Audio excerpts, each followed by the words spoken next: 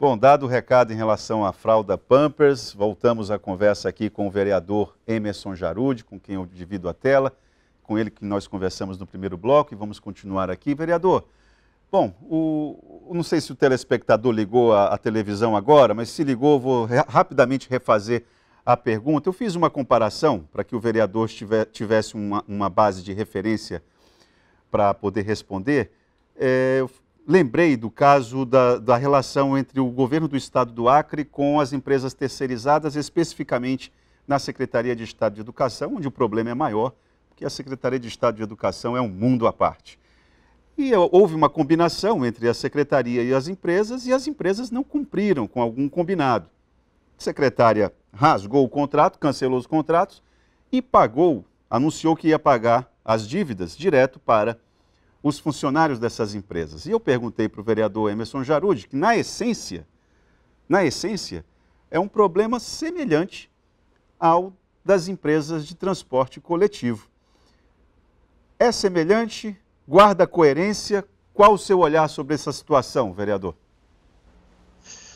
Então, o que acontece a respeito do Estado? Quando formam-se esses contratos com terceirizadas, existe uma responsabilidade subsidiária, ou seja, se as empresas não pagam os encargos trabalhistas, teoricamente o Estado pode cumprir com isso. Então, a grande questão é a seguinte: quando a gente traz isso para a realidade do município de Rio Branco, quanto às empresas de ônibus, nós estamos tratando de concessões. São objetos jurídicos totalmente diferentes, a concessão e o contrato com as empresas terceirizadas.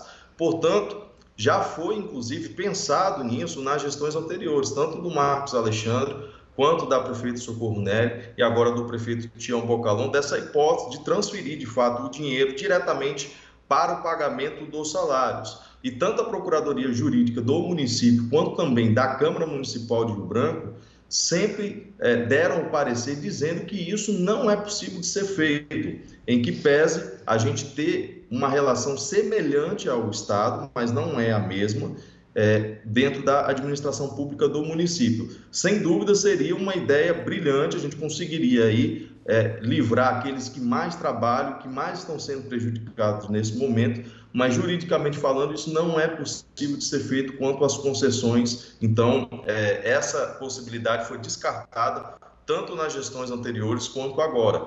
Então, a gente fica realmente preocupado com esses trabalhadores que estão há meses sem receber, mas é importante que o prefeito Tião Bocalon tenha a coragem de resolver esse problema de uma vez por todas, que é justamente acabando com a máfia dessas empresas. E quando eu falo com a máfia dessas empresas, eu me refiro aos empresários que há muito tempo vêm sucateando o sistema de transporte coletivo, trazendo ônibus de péssima qualidade, ônibus que atrasam, muitas vezes não passam na linha de ônibus e, principalmente, há muito tempo não estão com suas obrigações trabalhistas em dias. Foi por isso que eu assinei a CPI do transporte público, proposta pelo, inclusive, na época, o vereador Roberto Duarte, na qual a gente buscava justamente investigar esses contratos, porque sabíamos que há muito tempo as obrigações trabalhistas não eram cumpridas. E hoje essa bomba está estourando no colo do prefeito Tião Bocalon, mas é preciso ter coragem para resolver isso. Então, ter coragem para resolver isso, no seu entendimento, é o quê?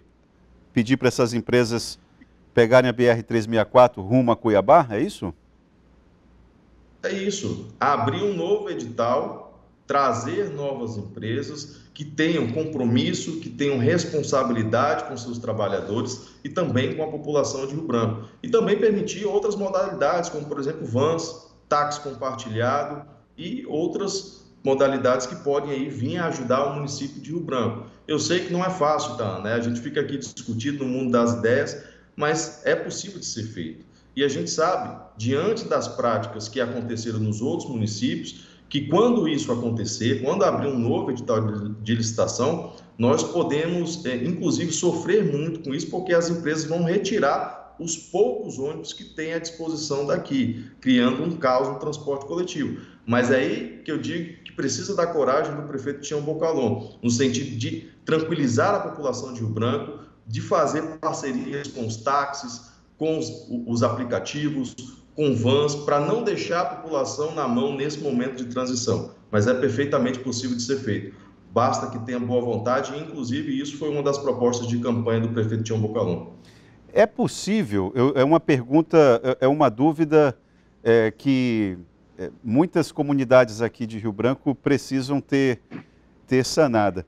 É possível o prefeito Tião Bocalhon, por meio de um decreto, já que algumas empresas de ônibus decidiram não atender durante os finais de semana algumas comunidades, eu vou lembrar de memória aqui a Transacriana e me parece que o pessoal ali do Panorama, ali do Quixadá, também simplesmente não vai ônibus nos finais de semana.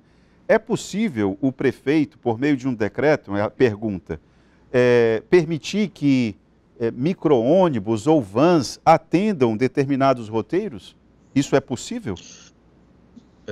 A gente poderia fazer através de medida provisória, no entanto, né, a nossa lei orgânica municipal não prevê esse instituto aqui, mas é perfeitamente possível de ser feito através de um projeto de lei com um pedido de urgência urgentíssima para que a Câmara vote o quanto antes e a gente consiga disponibilizar isso. Então, é o que eu falo, basta a boa vontade de resolver. Dessa forma, a gente tira a população desse momento caótico que está vivendo o sistema de transporte coletivo, pessoas esperando por 1, 2, 3 horas e às vezes o ônibus nem aparece, e consegue dar um ar de tranquilidade, principalmente mostrar que o poder público está junto nesse momento de dificuldade. Não, eles não vão, não é nem de 2 a 3 horas, vereador. Eles simplesmente não vão. Quando chega... Não vão, não vão. E não avisam ninguém, então. Pois é. Esse projeto de lei, essa medida provisória, você está falando aí que o prefeito poderia editar, claro que não vai resolver o problema de forma estrutural, apenas vai atender a comunidade para que não fique desassistida, né? Imagina ficar o final de semana inteiro sem ônibus por uma decisão empresarial e uma omissão da RB Trans, né? É evidente. E isso é uma quebra contratual, então. A partir do momento que as empresas não cumprem a sua responsabilidade, elas podem ter o contrato encerrado, que a gente chama de rescisão. Porém, é impressionante, aqui não acontece isso. As empresas deitam e rolam, tanto nos funcionários quanto na população de Rio Branco, e absolutamente nada é feito. Então é por isso que eu falo, precisa ter coragem para a gente encarar esse problema de frente, passar pelos transtornos que a gente tem que passar, mas conseguir resolver de uma vez por todas o transporte coletivo, que é essencial para a nossa população. O vereador, em relação à vacinação, qual é o gargalo que o senhor está conseguindo perceber que a prefeitura não tem resolvido ou não tem apontado alguma solução? A vacinação foi prioridade, então, dentro do nosso mandato, desde o início dela, nós fiscalizamos os pontos de vacinação, cobramos muito a prefeitura, principalmente pelas situações que nós encontramos durante esse tempo. Para você ter noção, no início da vacinação, nós tínhamos idosos esperando na fila durante 4, 5 horas para poder ser vacinado. Era um transtorno, né, sem tamanho e uma falta de responsabilidade enorme. A gente ainda encontra, até hoje, muita dificuldade quanto ao acesso de informação. A prefeitura se comunica muito mal, passa as informações muito mal. Então, chega final de semana, as pessoas não sabem se tem vacinação, não sabem quais são os pontos que tem segunda dose. Às vezes, a prefeitura divulga que um determinado ponto está vacinando segunda dose, chega lá, não está. Então, durante esse tempo que a gente vem fiscalizando, cobrando a prefeitura e, inclusive, aprovando iniciativas a favor da transparência, como foi a lei que nós obrigamos a prefeitura a divulgar as doses que estão disponíveis para o nosso município, e também a representação que nós entramos no Ministério Público para conseguir que o plano municipal de imunização fosse cumprido. Nesse sentido, então, eu digo que a prefeitura hoje precisa avançar muito na questão da comunicação. Nós estamos muito felizes que nós somos uma das primeiras capitais a chegar na idade de 18 anos ou mais. Isso nós avançamos bastante, mas nós precisamos nos organizar melhor quanto à questão das informações e da estrutura disponível para a nossa população. A vacinação encerra normalmente às 16 horas. Tem muita gente que está no período de trabalho. E aí, como é que faz para conseguir se vacinar? Então, talvez, se não tiver um patrão aí que entenda essa necessidade, essa pessoa não consegue se vacinar. Uma outra coisa que a gente tem que fazer no município de Rio Branco, tá? uma conscientização e uma busca ativa pelas pessoas que não vacinaram. E você que está nos assistindo nesse momento, se você não se vacinou, por favor, se vacine, procure um ponto para que assim a gente consiga que toda a nossa população seja imunizada. Não faz sentido tanta luta que nós tivemos a favor da ciência, conseguimos uma vacina em tempo recorde e a população não conseguir se vacinar por inteiro. Então, é extremamente importante que a gente conscientize também a nossa população sobre o fato da vacinação, porque é somente assim que nós vamos virar essa página de uma vez por todas, que é o meu desejo, que é o seu desejo, então, e eu tenho certeza que de toda a população do mundo. E mais estranho do que não se vacinar de jeito nenhum, que já é estranho, é a pessoa que toma a primeira dose e por algum motivo, por algum capricho, por ter sido convencido por algum negacionista ou algo do tipo, resolve não tomar a segunda. Esse daí é que é difícil de compreender, viu, vereador? Então, eu posso falar um caso aqui rapidinho que eu encontrei, e isso aqui vale como regra geral. Eu vi muitas pessoas, por fato do discurso ideológico, dizendo que não vão se vacinar.